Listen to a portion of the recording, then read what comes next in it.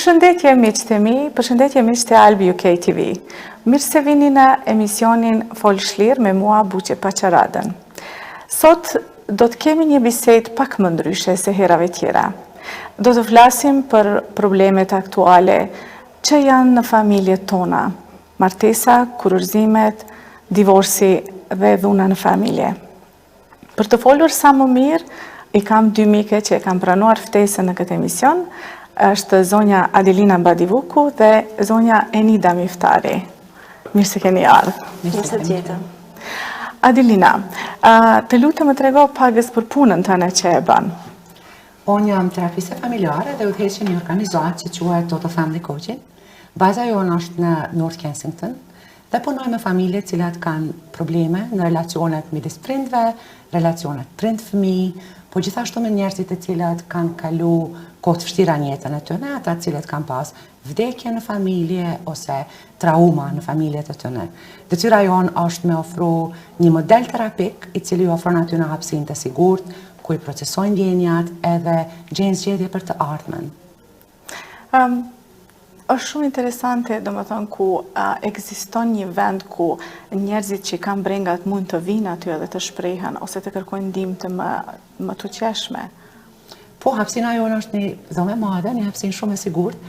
Aty i shohim njerëzit, domethënë baza individuale, edhe disa gati 5 herë ose 6 herë në javë kemi edhe grupe terapike ose programe të ndryshme, të cilat janë për grupacione të ndryshme, domethënë varet çfarë probleme kanë ata. Faktikisht modelin tonë i përdorin diku 30 programe të cilat janë bazuar në evidencë dhe në kërkime shkencore, edhe tregojnë që kanë pas sukses në ndrimin e sjelljeve ose në ndihmën e një personi i cili ka lënë vështirësi në jetën e tyre. Qoftë edhe sjellje të cilat diktohen nga abuzimi i substancave ose domethënë njerëz të cilët ndihen që po sillen në një mënyrë ndryshe në jetën e tyre dhe po i vështirëson jetën. Përveç asaj, na punojmë me njerëz edhe në shtëpitë e tyre. Domethënë në kohën kur punojmë me tan familjen, pjesë e detyrës tonë është vizita në shtëpinë familjare, me pa kushtet e domethënë familjes, me bisedu me secilin antar të familjes edhe me kuptu për tyre perspektivën e tyre rreth problemit. Edhe gjithmonë me qëllimin me u ndihmu aty me gjetë zgjedhje. Adelina, domethënë profesioni yt është i zgjeruar. Ka dhe dikë tjera që mundën njerëz të marrin ndihmë ndaj vujtjeve, problemeve të tyre. Profesioni jam është specifik rreth familjes. Raportet në çift, raportet prind-fëmijë, edhe të gjitha problemet që mundet një familje me u ballafaqu me to. Problemet emocionale, mentale, psikologjike, shumë shpesh edhe problemet në sjellje. Prandaj i përfshin të gjitha aspektet e mirëqenies në familje, prej komunikimit deri te raportet e përditshme, deri te prindimi, për shembull. Në rastet kur fëmijët refuzojnë me shku në shkollë, në rastet kur fëmijët kanë adikcione, si për shembull loja me kompjutera ose me ato lojna të tjera. Diçka që është shumë aktuale momentalisht me fëmijët tanë. Definitivisht. Puna jonë është me ndihmu prindin me përdor strategji të ndryshme, të cilat ju ndrojnë fëmijëve sjelljen. Në rastet kur ka dhunë në familje ose kur ka konflikt midis çiftit, ose ka ndarje në të cilën nana ose baba ndihet që fëmijët po keq përdoren, intervenimi jonë është me fokus në raportet e çiftit. Qoftë çifti që është bashkë, qoftë çifti të ndarë. Domethënë çdo gjë, çdo aspekt i mirëqenies emocionale, psikologjike dhe mentale të antarëve të familjes, secilit antar të familjes, prej bebës pa lindun deri te prindët ose gjyshrit, kushdo që ata identifikohen me qenë unit familjar. Du të bisedojmë pak më gjerësisht për këto, se është diçka që domethënë ne ballafaqohemi me familjarët tonë, me kolegët, me shoqërinë tonë, edhe është interesante të dimë se pse ka vinë këto probleme edhe si mund të gjejmë shprehjen apo ndihmën nga institucionet profesionale apo nga personat profesionistë. Zonja Enida, më tregoni diçka pak më shumë për juve. Përshëndetje dashur Buqe, faleminderit shumë për ftesën. Unë do të bie pak shkurt, domethënë jam juriste, praktikoj prej 11 vitesh, jam specializuar në ligjet familjare, ku përfshihet divorci, ndarja e pronave, dhuna në familje, konflikti kur dy prindër kanë gjatë një divorci ose gjatë një bashkëjetese për sa i përket jetesës ose koha si do ndahet ndërmjet prindrit, nënës ose babait me fëmijën. Gjithashtu jam shumë e përfshirë edhe me çështjet sociale ku social services, domethënë ndërhyn në një familje ku është një problematik për sa i përket rrezikut emocional të fëmijës, mund të jetë edhe fizik, domethënë në drejtime të ndryshme ku paraqitet një rrezik ndaj atij fëmije. Gjithashtu kam eksperiencë shumë të gjerë dhe në ligjet e migracionit, që është domethënë një ndërthyrje shumë e rëndësishme për sa i përket ligjeve familjare dhe ligjeve të migracionit. Domethënë kam një pasion të jashtëzakonshëm, shpresoj që kur vej shpirtin dhe anën time profesionale në këtë drejtim, të jap rezultatin ose të luftoj brenda ligjit, gjithsesi dhe procedurës, sa më shumë për sa i përket dëshirës së klientit, çfarë do të dëshironte të arritste në një çështje. Do të ndalem te një pyetje për martesën. Siç e dim, domethënë traditat tona kemi dëshirë që fëmijët tanë të vazhdojnë të njëjtën traditë, të kenë ndoshta martesa me shqiptarët, por është një dukuri, domethënë në vendet tona, Kosovë, Shqipëri, Maqedoni, ku janë shqiptarët mendojnë të i çojnë fëmijët në diasporë. Po flasim konkretisht Britaninë. Shumë herë marrim pyetje, a e njeh dikon ta martojmë djalin, çikën, me një djalë të mirë ose me një vajzë të mirë. A po ndodhin këto martesa, domethënë në profesionin tënd, a ke raste që ndodhin? Është shumë, domethënë shumë e përhapur, është fenomen i jashtëzakonshëm, ndoshta është dëshira e madhe që ne shqiptarët kemi që të mbajmë traditën tonë shqiptare, që një njeri i ri në familje të jetë nga e njëjta traditë, të transmetojnë të njëjtën traditë e fëmijët, pasardhësit tanë. Është shumë e theksuar, mund të them në Kosovë, por ashtu edhe në Shqipëri, domethënë unë kam shumë aplikime që unë bëj javore për sa i përket spouse visa, kur bashortja ose e fejuara i bashkangjitet ose vjen të jetoj me personin që është settled, domethënë që jeton në Angli. Po, është domethënë diçka që është e preferuar për prindit që kanë fëmijë këtu dhe shumë e preferuar për familjet që çojnë një vajzë ose një djalë në një vend si Anglia. Po. Sa ndodhin aty kurorezime ose divorc për këtyre martesave? A janë të shumta apo ndodhin fare? Fatkeqësisht, domethënë, sidomos këto vitet, mund të them 3-4 vitet e fundit, unë kam tash 11 vite eksperiencë dhe kam dhe të drejtën e prezantimit ligjor në gjykatën angleze, në gjykatën familjare, për sa i përket disa çështjeve në specializim për konfliktet e fëmijëve.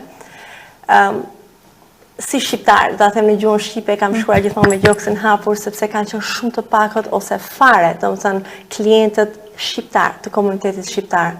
Por këto 3 vite është një fenomen i jashtëzakonshëm, domethënë ndarja është një përqindje shumë të lartë. Për mua, unë që shqiptar të gjithë, qoftë nga Kosova, nga Shqipëria, po, është domethënë një fenomen që po sjell shumë shqetësime në brezin e ri se si do të transmetojnë to trauma që Adelina është eksperte, domethënë po, është diçka që duhet mendoj si komunitet të parashtrojmë të gjitha problemat ose ku mund të zgjidhim ose parandalojmë përpara se një çift të shkojnë në ndarje ose në një shkatarim të familje. A ka dikun prej këtyne që beson se ndoshta ka qenë dashuri me të vërtet që kanë pas, kanë ardhur deri aty, po kanë diku ndoshta familjarët ose pyetje shumë e vështirë për të përgjigjur, se mund të interpretohet në mënyra të ndryshme, domethënë nuk dua të kritikohem, edhe pse më pëlqen të më kritikon, se ku ka kritik, domethënë ka dhe bazë. Mund të them që më shumë është dëshira e prindërve. Okay? Nuk e di në mund ta quaj një dashuri, mund të ndodhi, nuk ka, nuk gjithmonë flasim në përgjithësi, po është koha shumë e shkurtër që mendja ime shkon kur pyes një çift, sa kohë keni që njiheni? 1 muaj, 2 muaj, është një kohë shumë e shkurtër për të ndjerë, për të dashuruar dikë, për ta njoftur atë person. Domethënë, janë bërë gjëra të tilla që familjarët kanë vendosur edhe momentin që çifti takohet, çdo gjë është e mbaruar. A ka edhe po ashtu martesa që vetëm për shkaqe domethënë të dokumentacionit vinë është e qartë ndoshta që ata e dinë e bojnë për shkak dokumentave edhe nuk ka diçka probleme atë? Si juriste, unë kam një kod praktikimi që unë duhet të ndjek, të më thënë detyrimim profesional edhe moral është ndaj gjykatës angleze. Sigurisht momenti që mua klienti më thotë që është një fake ose sham marriage, unë nuk mund të prezantoj atë klient dhe nuk mund të ndaloj. Dhe më thënë, nuk mund asë ndaloj të bëj atë martesë, po këshilla ime është që unë nuk mund të jem në çështje.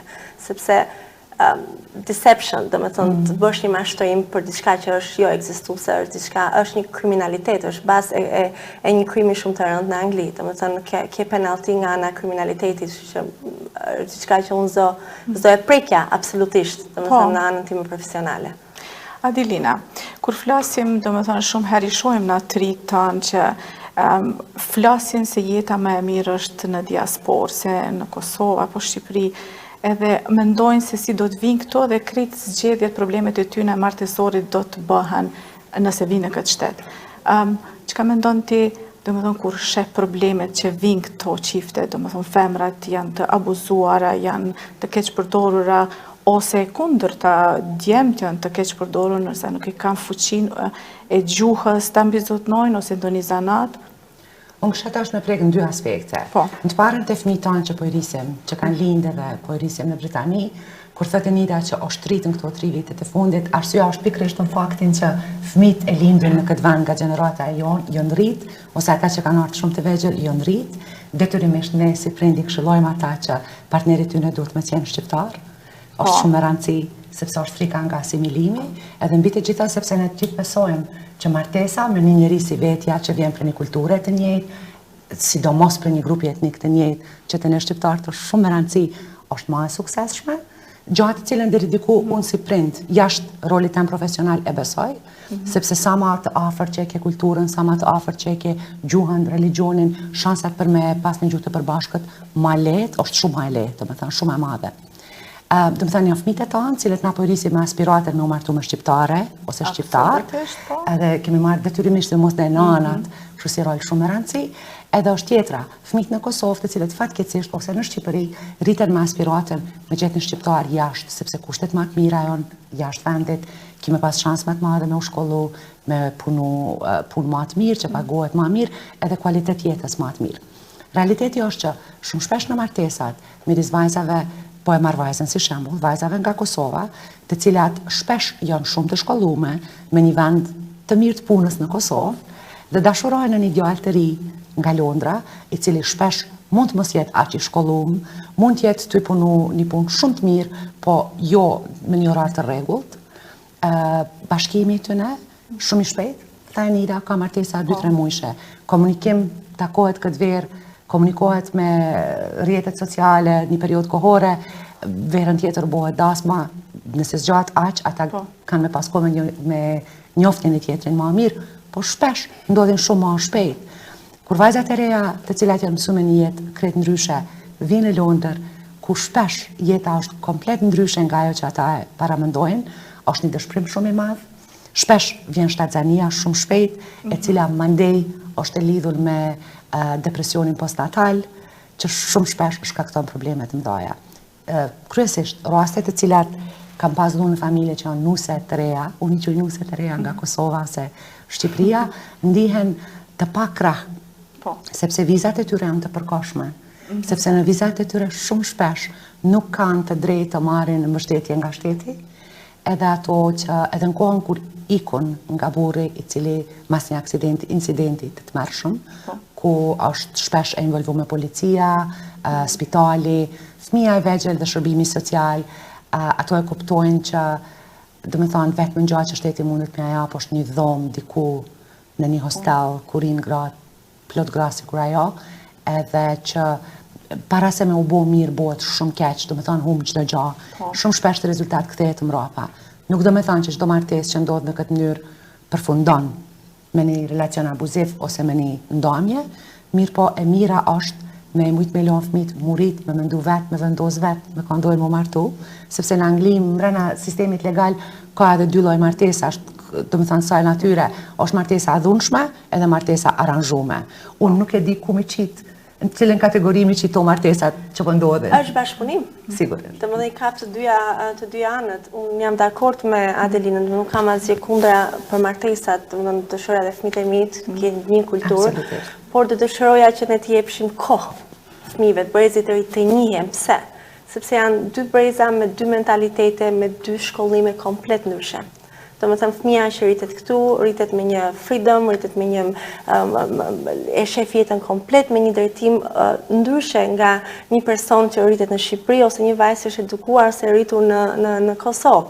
Domethënë është një far clash, është një goditje që të dy palët ndeshin pasi kanë bashkëjetuar me njëri tjetrin. Domethënë fillimi është i ëmbël, ndoshta të dy palët e nisin çdo gjë me pastërti, me dashuri, por gjatë rrugës kur fillon bashkëjetesa, kur fillojnë domethënë shtatzania, krijesa e asaj familje të re, atëherë ndeshen, domethënë ku shikojnë që nuk kanë gjëra të përbashkëta.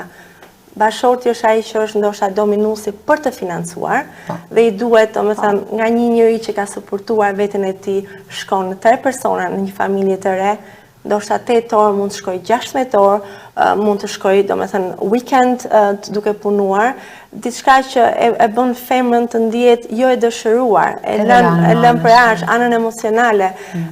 Prandaj është e rëndësishme që edhe fëmijët që vinë nga Kosova, vajza, djemt që martohen ose duan ndërtojnë një familje në Angli, për mua është shumë e rëndësishme, mendoj familjet, të flasin realitetin. Domethënë, eksperienca më ka bërë që ne kur prezantohemi si shqiptarë, ne flasim vetëm për gjërat e bukura.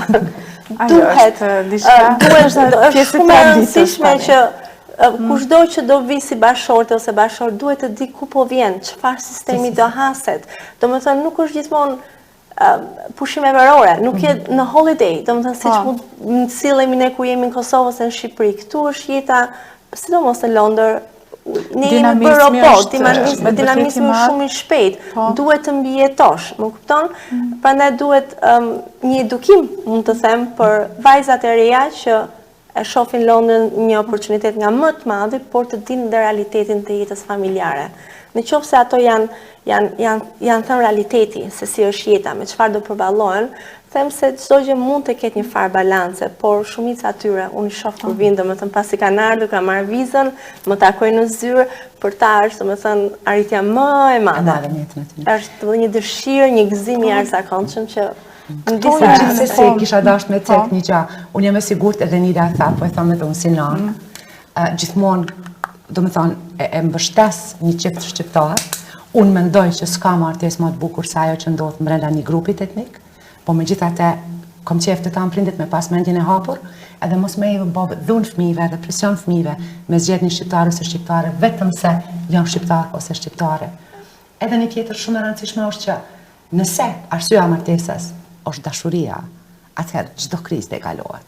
Nuk ka asnjë problem. Mbijeton çdo gjë. Çdo gjë është dashuria e vërtetë. Prandaj nuk do të them kjo biseda jonë me qit, do të them me i bë vajzat ose djem me mendu që s'du shqiptare sepse ose s'du më martu në Londër në asnjë mënyrë. Nuk ka gjë më të bukur se martesa për dashuri.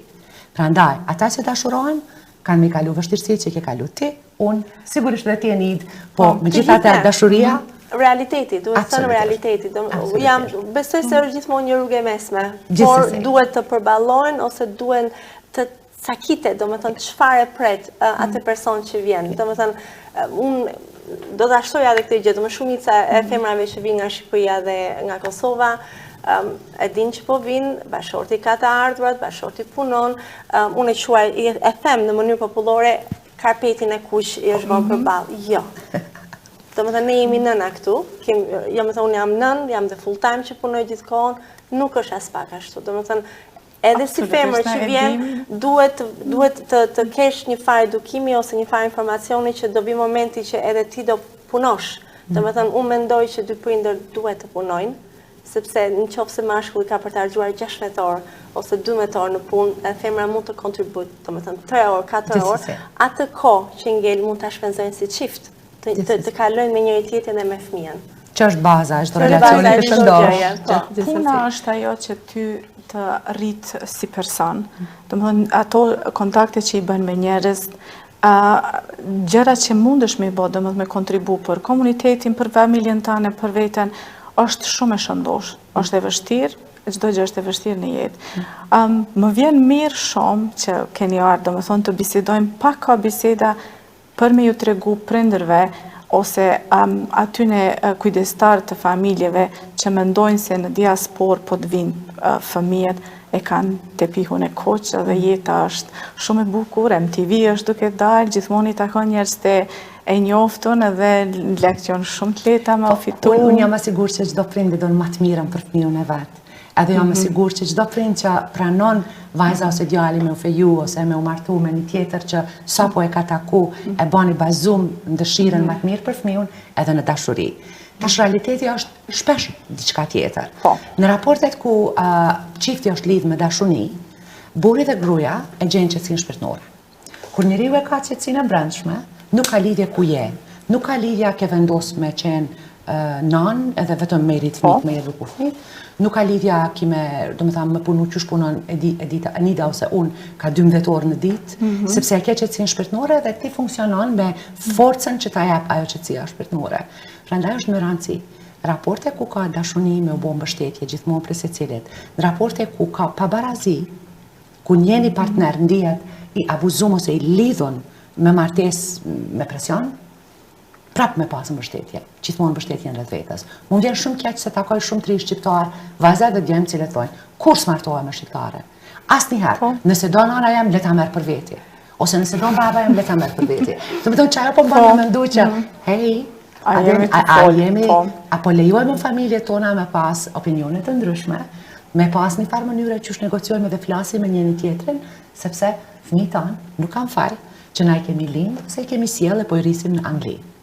Ajo është detyrimisht përgjegjësia jonë. Si prind. Një gjë shumë interesant, domethënë, që e kam dëgju, këto po flas që kemi dëgju. Shumë familje në Kosovë, edhe në Shqipëri, nanat, domethënë, janë ato që ju thojnë vajzave tyne, po martohesh, po rahatohesh, mbyllë gojen. E ke anën financiare, gjitha i ke. Çka mendon? Mund ta bëj këtë koment. Është shumë e tërshtuar. Ndodhen dhe besëm që ndodhet tani, unë kam dëgju. Jo ndodh, por domethënë nuk e mendoja që në 2019 do kishim këtë lloj këshillash nga prindërit, duke qenë prind vet. Ka ardhur, nuk e di, unë do flas në aspektin e eksperiencës që unë kam me çështjen pa u kritikuar ose pa transmetuar mesazhin në mënyra të ndryshme. Shumicën e rasteve që unë kam të bëj me klientët është, domethënë, sidomos kur vjen një palë, qoftë mashkulli ose femra, dikush është në kontroll, një palë tjetër, qoftë nga Shqipëria dhe në Kosovë që merr vendim për çdo gjë. Kjo mua më shqetëson. Domethënë sepse Adelina tha shumë bukur, ku ka dashuri, ka mbijetesë, ka sinqeritet, çdo gjë kalohet. Po kur është diçka që është e përpunuar ose duhet ta bësh sepse nuk do të bësh, domethënë, të sfat prindërin ose me dëshpëru prindërin ose nanën dhe e bën, ajo është gabimi shumë i madh, sepse pasojat janë të jashtëzakonshme. Unë kam shumë raste që pasi kanë ardhur këtu femrat të martuara, qoftë Kosovë dhe Shqipëri, pas 3-4 viteve janë po ato klientë që unë kam sjellur më vinë në zyrë. Dhe historitë që unë dëgjoj, domethënë dhunën mendore, emocionale, fizike, që unë dëgjoj nga këta klient, është e jashtëzakonshme, por gjithmonë është një tret që kontrollon. Gjithsesi.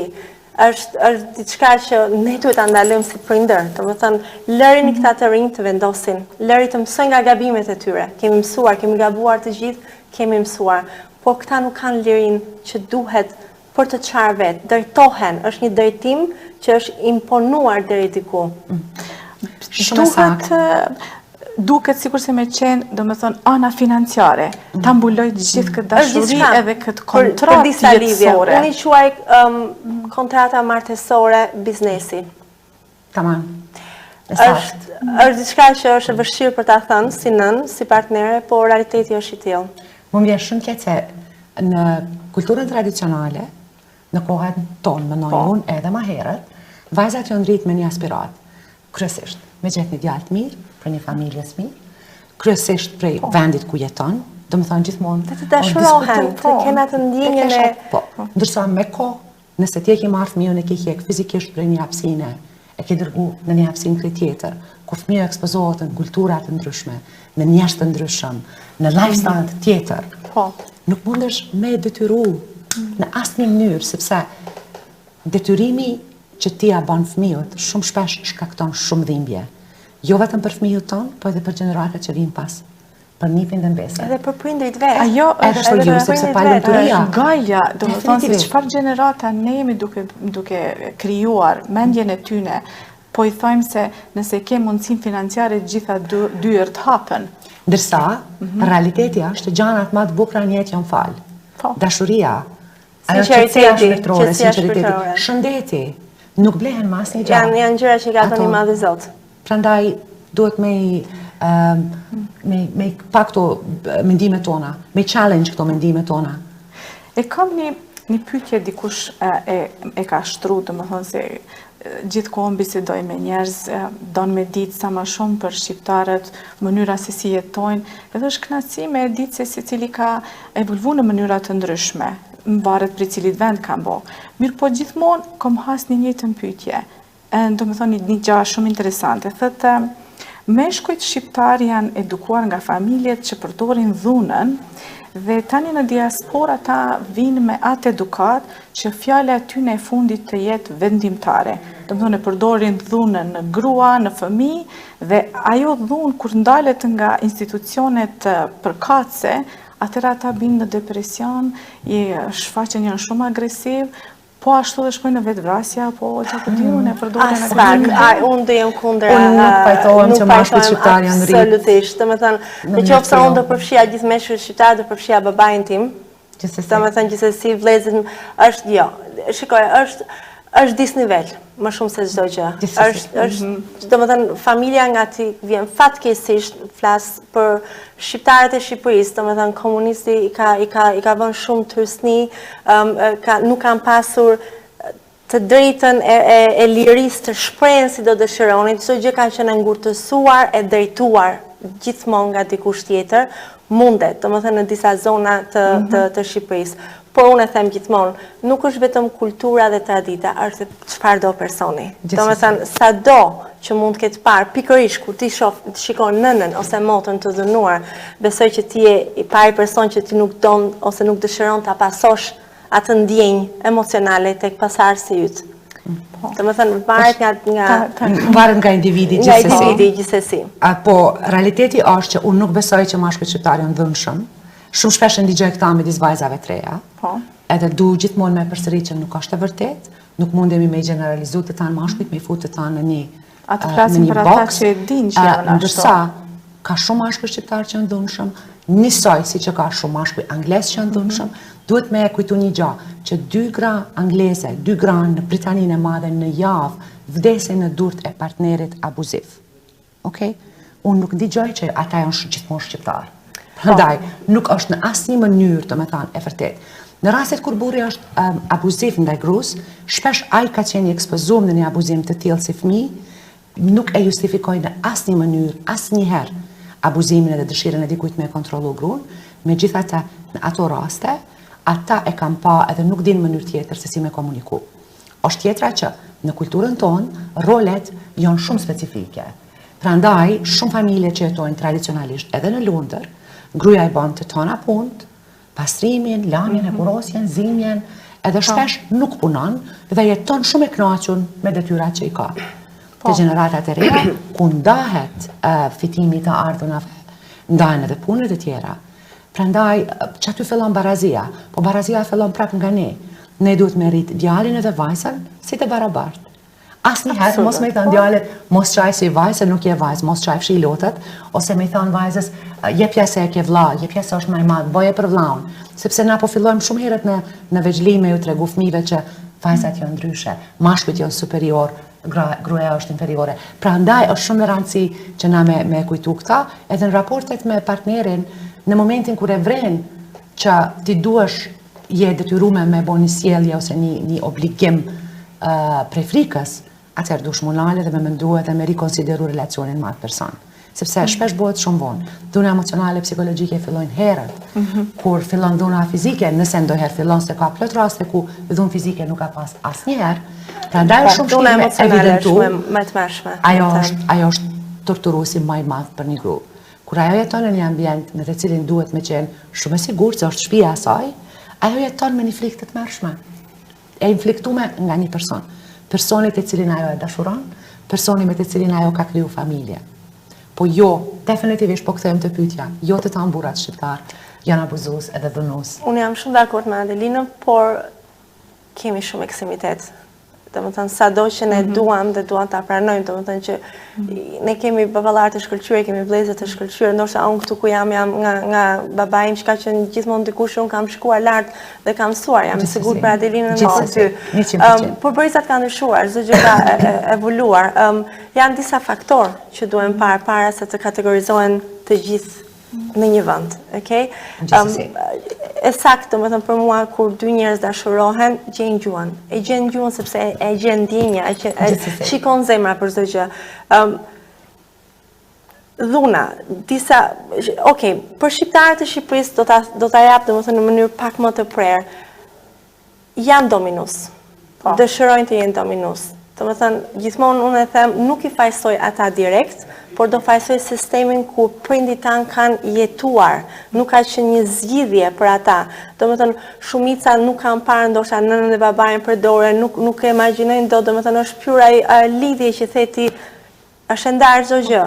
Gruaja është për fëmijët, është për të bërë punët, mashkulli është për të sjellur lekët. Domethënë vetëm po të duan ta sheshojnë të gjendë balancën. Është edhe ana tjetër që unë jam dakord me Adelinën. Femra duhet luftojë gjithashtu. Femra duhet të shikojë, të komunikojë. Domethënë nuk është thjesht që ty nuk të pëlqen dhe mua nuk po pëlqen dhe shkon në dy drejtime të ndryshme. Thjesht, ku shkon në universitet, nëse ti do ndash dhomën, me dikën që shin konfliktet fillojnë, duhet një balancë, duhet mbajtur nga të dyja palët. Po dhuna ekziston dhe është problem shumë i madh në momentin. Ka raste të jashtëzakonshme të dhunës në familje, brenda familjeve nga Kosova dhe Shqipëria në Britani, shumë shpesh gratë e justifikojnë, sepse justifikimi vjen nga burrat, thotë që jam shumë i lodhën, po punoj shumë gjatë, është abuzimi me alkohol, edhe shpesh një tjetër që gambling, bigjozi, nuk më kujtu fjala, bigjozi. Në raste shumë të ndaja dhuna krijohet në momentet kur burri shpenzon kursimet familjare ose shpenzoni shumë të madhe të hollave, si rezultatit e cilës gruaja mbetet pa ushqim për fëmijët, ose pa e pagu rentën e shtëpisë ose gjëra të tilla. Edhe në momentin kur ajo mundohet me bisedu me te, ndodh një incident i madh në të cilin ajo mbetet fajtorja, ajo do me thënë dhunohet edhe abuzohet. Unë e kam fillu një program intervenimit, mirë po ma shumë formë trajnimi për gratë shqiptare që punojnë me familje shqiptare. Ka fillu tash 4 javë dhe është një grup shumë i popularizuar. Arsyeja pse unë kam fillu këtë grup ka qenë sepse marr shumë thirrje, shumë mesazhe në Facebook, në Instagram ose text message për grave të cilat kërkojnë ndihmë për arsye bukvalisht pse po jetojnë me një raport ku kanë frikë 24 orë në ditë nga burri i tyre. Shumë nga ato raste jo nuse të reja. Prandaj u çel, do të thënë u fillu biseda në mënyrë si që fillove ti. Kështu që qëllimi jam ka qenë me i trajnu këto gra profesionale që kanë akses në komunitet, me bisedu edhe me ju dhonë hapësinë grave të cilat kalojnë dhunë me bisedu me to, me u shpreh edhe me ju ndihmu me gjetë ndihmë. Sepse është problem shumë i madh dhe nuk është turp me pranu që në komunitetin tonë ka shumë dhunë në familje. Çka të bëjt një grua e cila është në asaj situatë, ku nuk e gjen ndoshta forcën ose mbështetjen për me mujt me gjetë rrugën e drejtë për jetën e saj, edhe të fëmijëve të saj? Shpesh unë dëgjoj prej grave, ndoshta pse po punoj shumë me gratë abuzume që unë po rri veç për shkak të fëmijëve. Po, këshilla jam është për shkak të fëmijëve mos rri. Po. Sepse efektin që e ka dhuna në fëmijët, stresin që ata e përjetojnë dhe traumat me cilat mujnë u ballafaqu ma vonë jetë, që është e lidhur direkt me këtë stres momental, janë shumë të mëdha.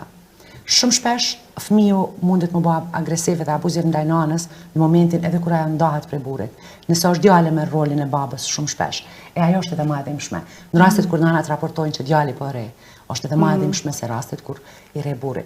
Çka duhet ato me bëj është gjithmonë me mbajt sa më shumë gra afër vetes, të cilat mundin me ndihmu.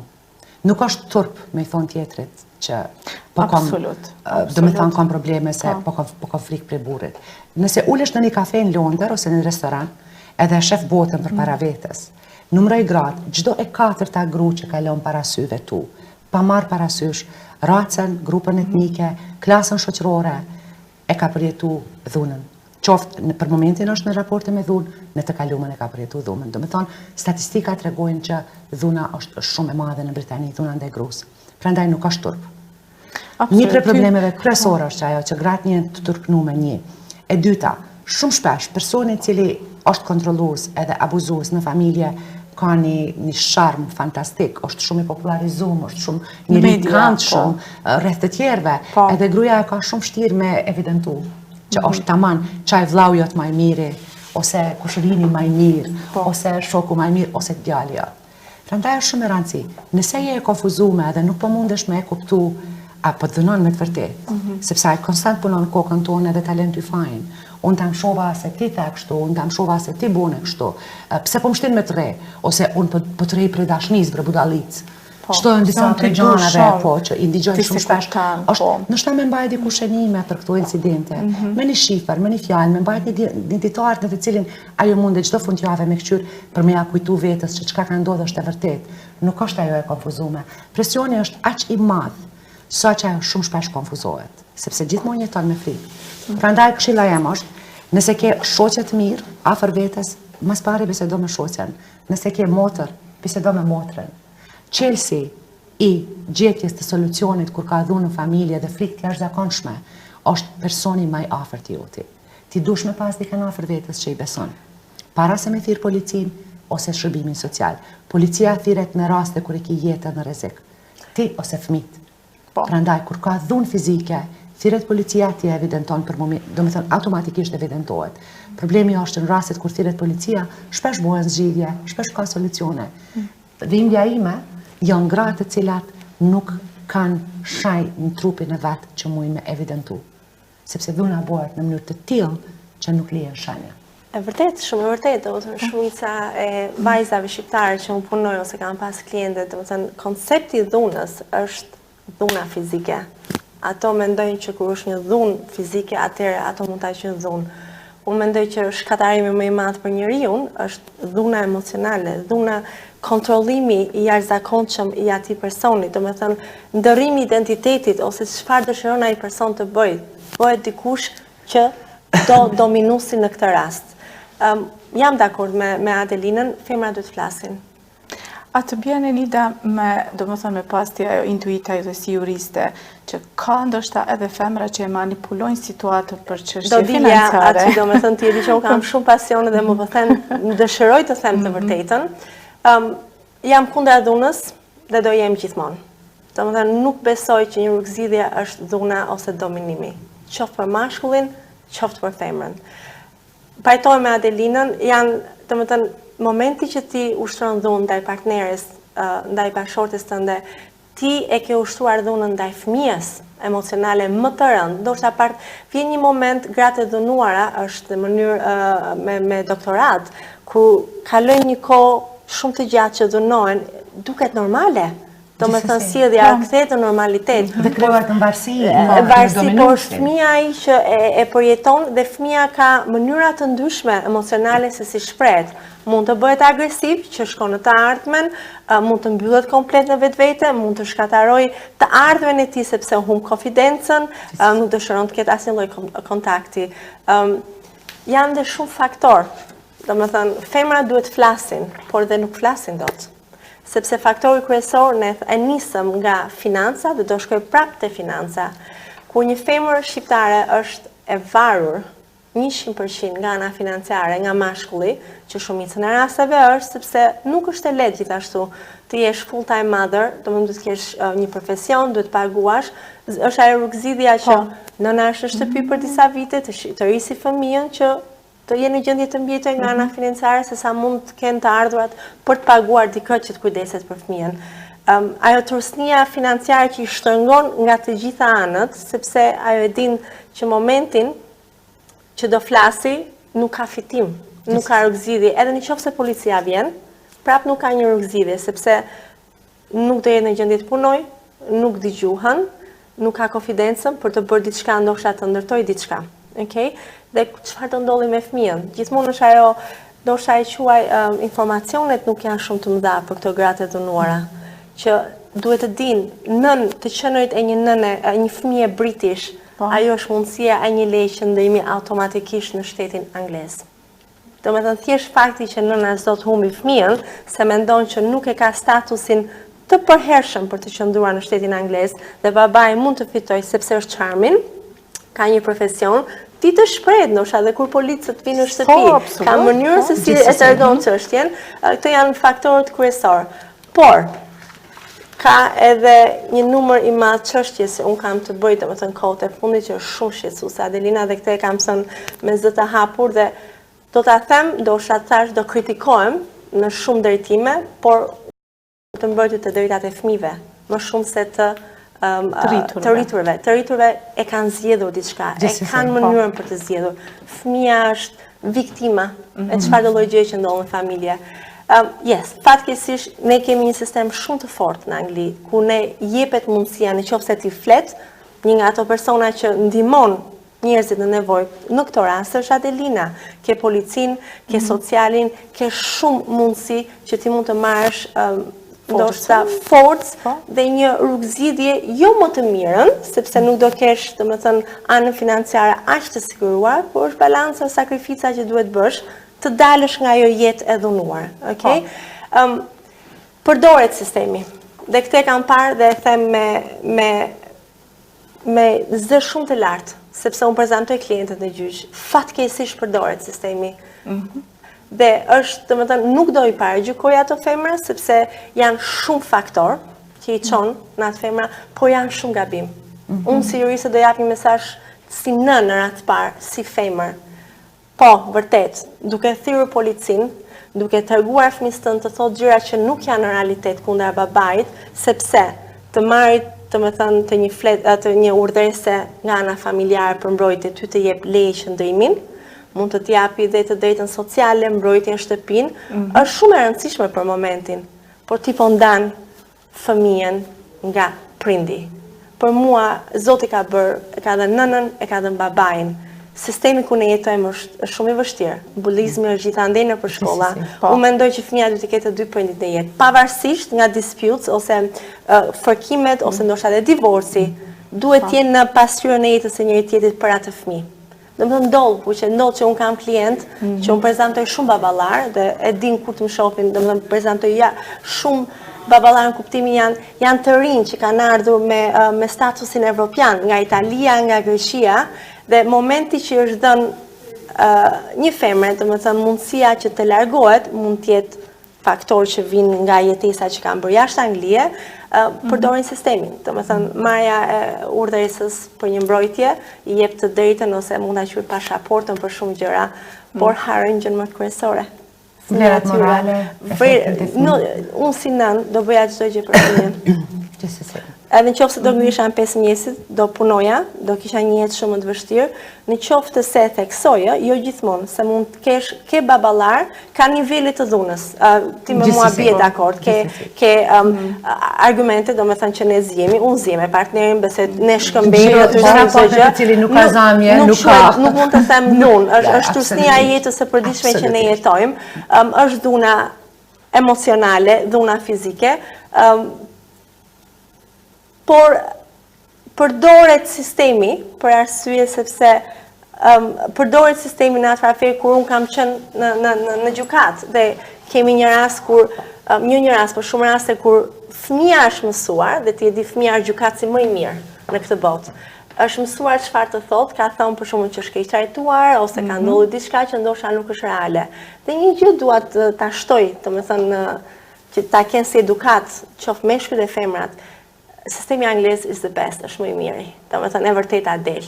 Kudo që ti mund të sakitesh, momentin që ti shkon në dyert e gjykatës, e vërteta është absolute, do dali, sepse është e tillë që ti do merresh në pyetje, do vërtetohen çdo gjë. Dhe ndodh që femra ka hikur në refuse center, e din shumë mirë se çfarë po bën, e din që do e ndaj për momentin, jo 6 muaj, 1 vit, 2 vjet, babain nga fëmia, sepse janë po të njëjtat, është e njëjta nënt që ti e din kur shkon në refugee center, ti rrezikon femrat e tjera kur nxjerr whereabouts, domethënë ku je ti.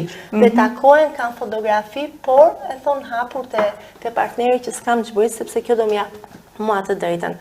Ajo është absolutisht diçka që është e papranueshme, ana morale, ana profesionale. Duhet të ndaloj sepse edhe gjykatësit, edhe social services tani po e kuptojnë që janë një përqindje vogël, po flas të këtyre çështjeve që po përdoret për të përdorur sistemin në mënyrën beneficiale që kanë ata nga ana financiare. Po ka edhe raste të tjera që në mënyrën e njëjtë e keq përdorin sistemin. Në raportet kur gruaja është viktime dhunës reale, dhunës në familje, Enida përmendi shumë mirë çka është dhuna. Definicioni legal i dhunës në këtë vend është çdo akt i cili të bën, domethënë me undi me frikë, me jetun ankth edhe frikë. Çka do qoftë ai? Asnjë njeri nuk duhet me jetun frikë.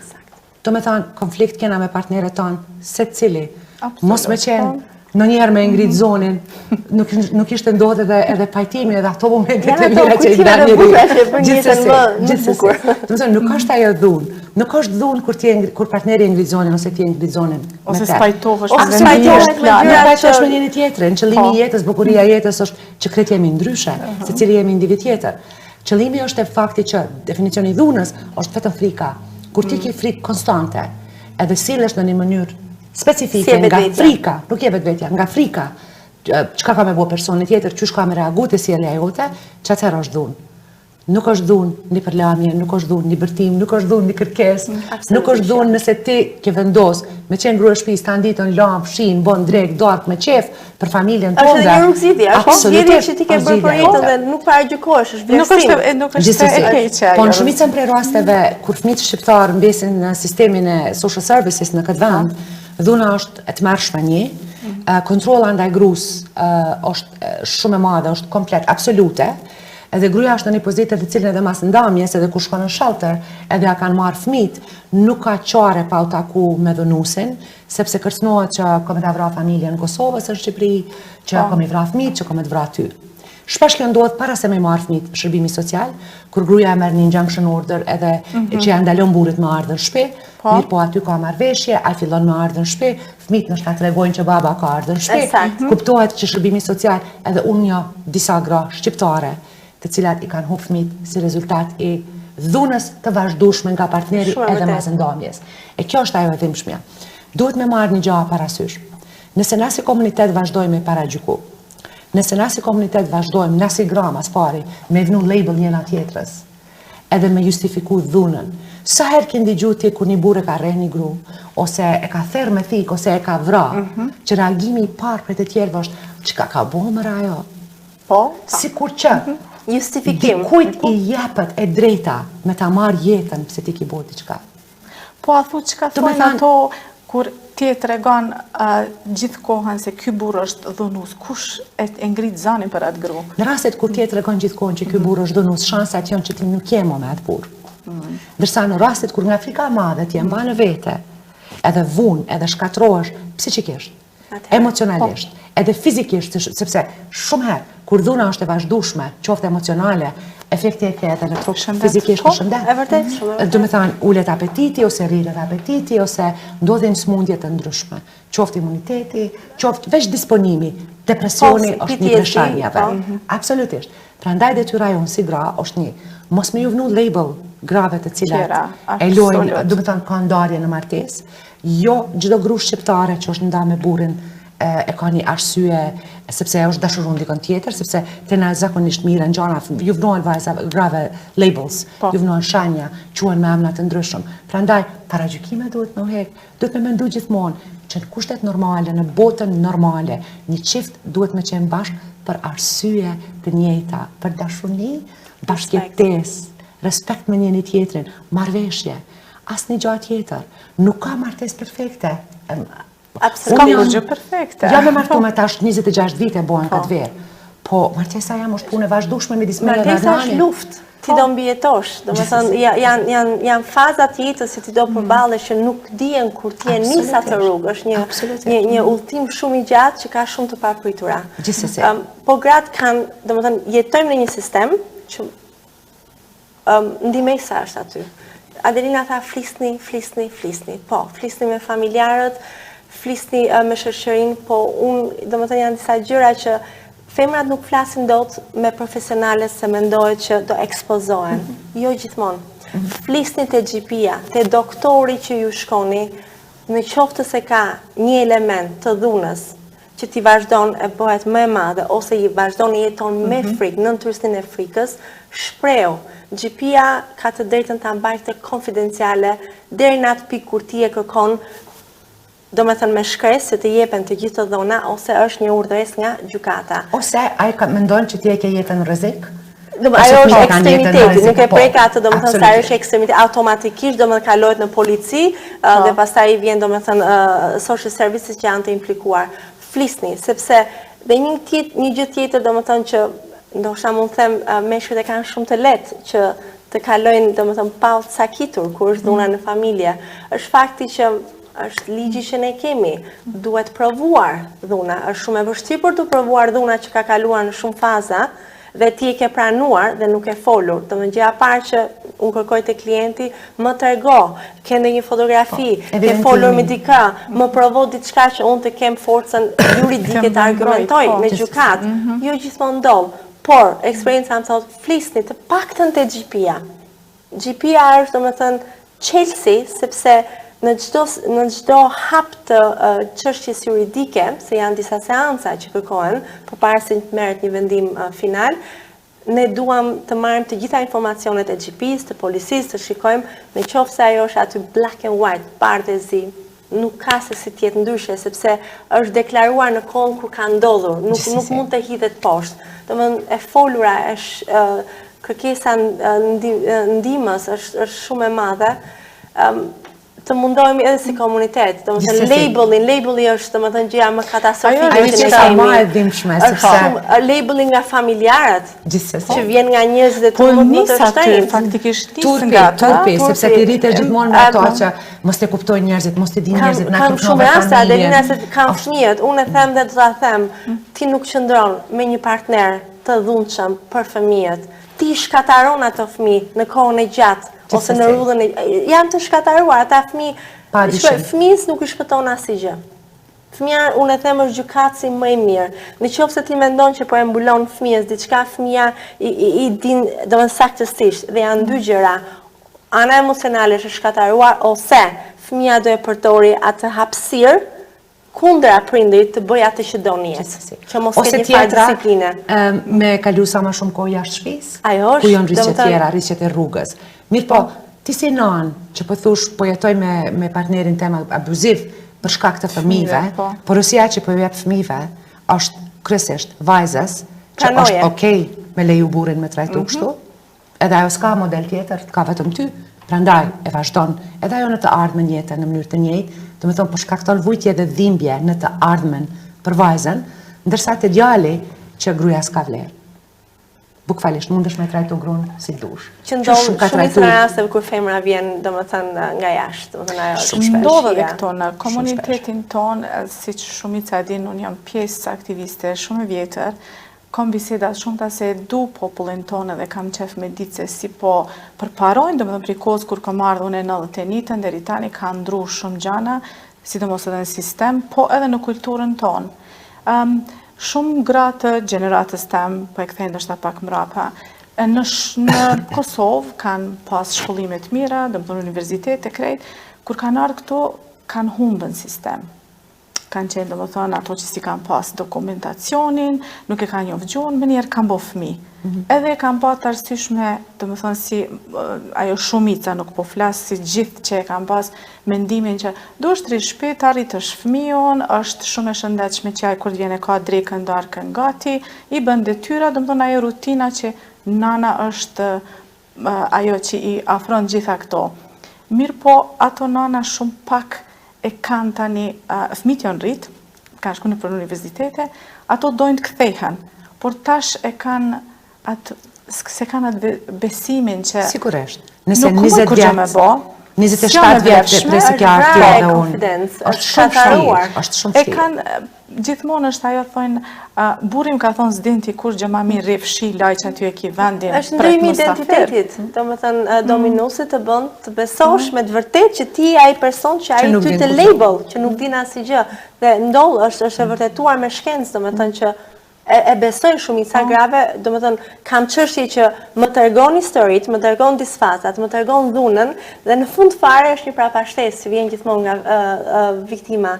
Ndoshta e kam pasur unë gabim, ndoshta nga një herë e kam tepruar, dhe ajo është gjëja më e dhimbshme që unë mund të dëgjoj si nën, si femër. Pikrisht nëse ka në këto raste, do më thënë po e generalizoj se nuk janë gjithë, kur bën vjen deri te ndamja, separation, do të thonë jo ajo divorci, po ndamja, këto gra prap kthehen atë komfortin që kanë pas mëse 20 vite. Ka disa arsye pse kthehen, po njëna kryesorja është varësia e cila krijohet në raportet me dominuesin. Për ata që janë familjar me ata që quhet Stockholm syndrome, është ai raporti shumë i implikuar i grus e cila e jeton tan jetën në një hapësinë ku rregullat nuk janë të shkruar, sepse rregullat ndrojnë nga dominuesi, dhe ajo gjithmonë duhet me i zbatu rregullat. A mundesh me imagjinu që zbatohen rregullat në një hapësinë të errët, ku ti po e kërkon dritën e dritë nuk ka, ty të thuhet që aty është drita, të më thënë është diçka të mërshme. Edhe në raportet e tilla, gruaja faktikisht mundet me bo gabim sipas dominuesit në çdo moment. Edhe ajo konfuzohet. Ajo nuk e din kur po sillet çush duhet, kur po sillet gabimisht. Sepse ati nuk i duhet një justifikim. Zakonisht justifikimet ndodhin ma vonë.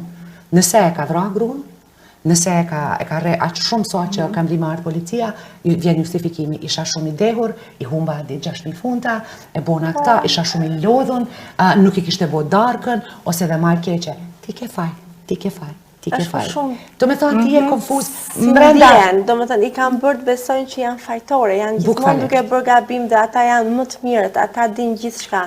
Unë kam shumë çështje që thritet policia, implikohen, shkojmë në pikën, do me thënë se firma ku unë jam, do me janë specializuar për ligjet e kriminalitetit gjithashtu, shkojmë deri atje ku ne jemi në pikën finale të marrë mbrojtjen nga ana kriminalitetit, se janë dy që unë dëshiroj ata të jepja një informacion për gratë të dënuara me veçanti. Edhe femra tërhiqet. Tërhiqet thotë që ishte një mosmarrëveshje. Pse? Sepse është turpsnia e familjeve që ato marrin, e shoqërisë, e komunitetit, e labelin, si as e para, si as e fundit për një divorc. Dhuna duhet të jetë ndaluar në çdo drejtim, pavarësisht nga disfatat që mund të hasesh, por është pjesë e kohës.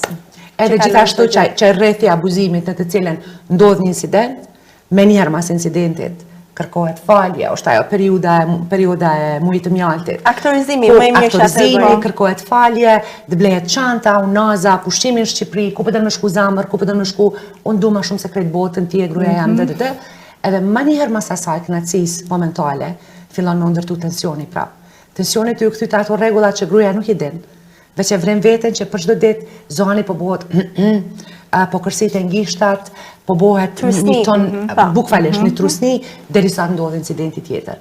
Gjatë periudhës të mujit të mjaltit, çka ndodh, kënaqësia të cilën e përjeton gruaja dhe vlerësimi që i bëhet nga abuzuesi, është e zakonshme për të. Derisa edhe truri lëshon hormonin e kënaqësisë që të bën të mbarmen te.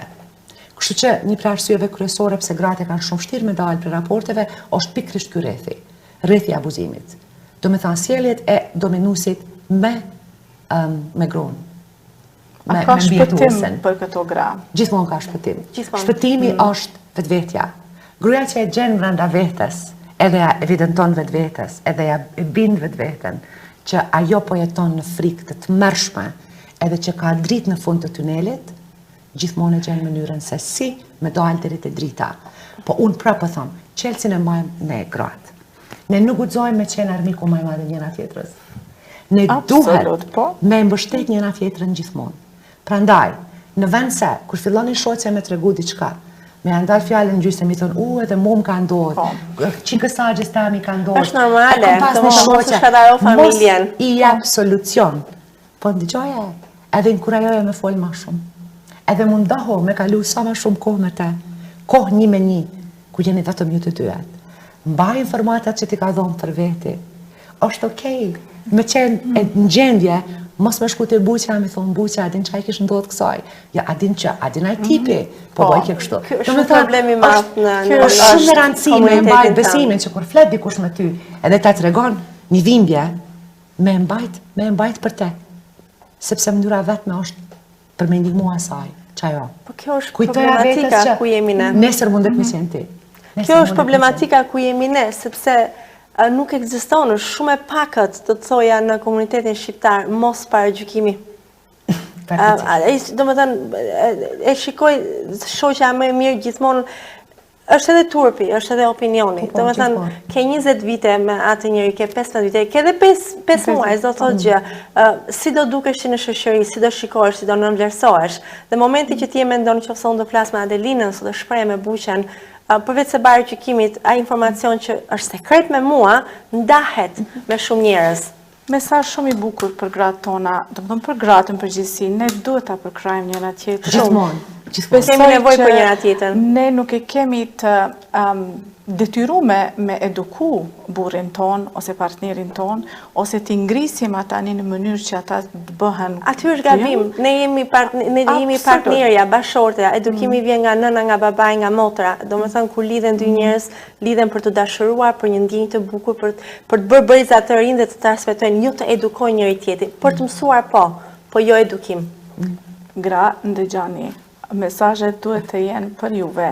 Keni dëgjuar, mos folni për njëra tjetrën, përkrahni, lutem. Dashuri, po suportim, se mund të jesh ti nesër, nuk e dihet asnjëri jetës. Çfarë do t'ju bëjnë mashkujve që thonë se një grua e suksesshme e ka burrin mrapa, nëse është ajo divorcume, s'ka vlera, s'ka ditë me majtë një martesë. Absolutisht, nuk jam dakord. Është një thashë them që do them burrat mund ta shprehim. Tash e ndëgjoj, kështu që kisha qef me diskutu me juve. Unë kisha në si përgjegje për te, kisha me thonë që është një vend special në, do me thonë, hell, për gratë cilat nuk jasgjasin dorën grave tjera.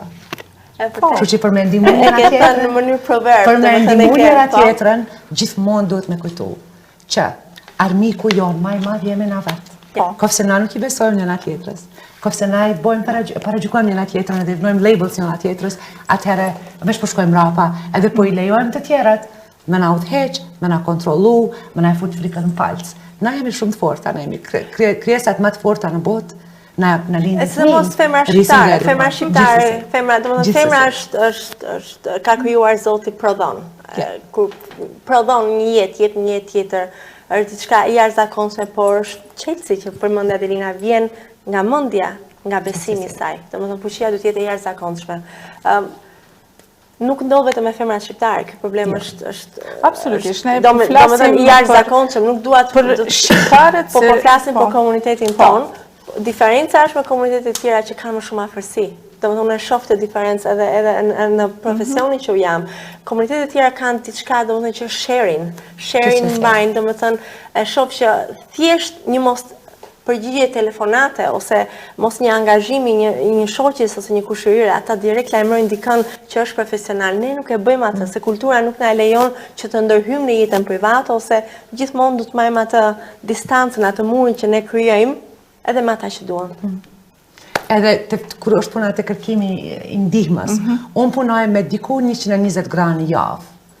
Vetëm 10% janë shqiptare. E 10% janë shqiptare, veç për arsyen që tash në kohën e fundit, unë kam thirrje për gratë shqiptare që dojnë me u trajnu në intervenimet për dhunë familje me ardhmë me u bashku.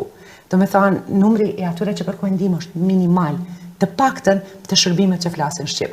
Organizatën e të cilën unë punoj, flet shumë gjuhë të ndryshme, shërbimi kryesor është në gjuhën angleze, prandaj gratë të cilat kalojnë problemet për cilat diskutuam ne sot, nuk do me thonë që janë gjithmonë shqiptare. Edhe tjetra, jo krejt shqiptarët i kanë këto probleme, po ne fatkeqësisht po duhet me diskutu çështjet e komunitetit tonë. Opinioni na vret shumë, opinioni sepse u marr telefonata nga klientë në momentin që dëgjojnë emrin, është një tërheqje që e ndjen shqiptare. Domethënë, gjëja e parë që mendoj nuk shikojnë anën profesionale, por shikojnë që flet shqip, mund të flasim me dikën tjetër ose mund të njohim personin që unë jam e lidhur ose që kanë probleme. Domethënë, është kushtëzimi kryesor që na mban ne, domethënë që të mbajmë gojën kyçur. Por jetojmë në një vend demokratik. Anglia i ka të gjitha, nuk duhet ndodhi. Në asnjë mënyrë. Shumë faleminderit për kohën e juve. Për pyetjen e fundit do t'ju pyes mesazhin personal për shikues tonë të ALB UK. Faleminderit ty pare që na patën mysafira, unë kënaqa shumë. Shpresoj që njerëzit që kanë pa emisionin kanë me marrë emisionin ashtu që kemi prezentu. E vërteta nuk është objektive, për mu kjo është vetëm mendimi jam rreth raporteve. Prandaj po vetëm opinionim rreth raporteve. Edhe njerë, veç faleminderit. Mesazhi është çdo familje ka nevojë për dashuri. Dashuria vjen nga prindët, sepse ata janë udhëhecit, edhe gjithmonë reflektohet te fëmijë. Prindët që japin dashuri edhe çmojnë dashurinë si dhuratën më të madhe ndaj fëmijëve, marrin gjithmonë më shumë ti dashuri, më vonë kur ata kanë më shumë ti nevojë. Prandaj gjithmonë me dashnin e tjetrin edhe me dhonë dashuri. Enida. Dhe jem shumë për unë besoj familja është institucioni më i vlerësuar, më i shtrenjtë që ka shoqëria jonë. Një familje shëndosh, dy prindër të dashuruar, dy prindër që transmetojnë dashuri, disiplinë, afeksion te fëmia, nxjerr një brez që është i edukuar, një brez pa probleme që bën një shoqëri shumë të aftë. Kjo është sipërfaqësore, është domethënë nuk i kap të gjitha problemet që hasin në jetë. Për familjet që kanë probleme, për prindrit që kanë probleme, nuk do them mashkulli ose femra, janë prindër, është fëmia në mes, sidomos kur janë fëmia ose fëmijët në mes. Të lutem, përpara se të merrni një vendim, përpara se të shkoni dhe të mendoni si është hakmarrja më e madhe ndaj njëri tjetrit, sepse është turpsnia e momentit, se koha gjithmonë i lehtëson gjërat më mbrapa, mendoni çfarë po bëjmë te ky fëmijë. Çfarë po ndodh? Fëmia nuk mund ta ndajë nënën nga babai. Fëmia e dashuron e don nënën dhe babain njësoj. Mendoje çfarë po ndodh te ky fëmijë. Edhe nëse janë gjëra që s'mund të kapërcesh, po flas në mënyrë shqiptare, kapërcej, sepse në të ardhmen do jetë gjëja më e mirë që ti ke bërë. Ose nëse është mundësia për një komunikim, nuk po them qëndroni, nuk funksionon lidhja, është diçka që ndoshta palët kanë shkuar në drejtime, nuk ka asnjë gabim, nuk ka paragjykim, po qëndroni prindërt e atij fëmie. Çfarë do lloj drejtimi që merrni në jetë? Kjo është domethënë mesazhi im kryesor. Faleminderit, mesazhe shumë të mira për të gjithë neve që e dojmë jetën, e dojmë diçka më mirë prej jetës tonë, pa paragjykime, pa ofendime, pa urrëtie.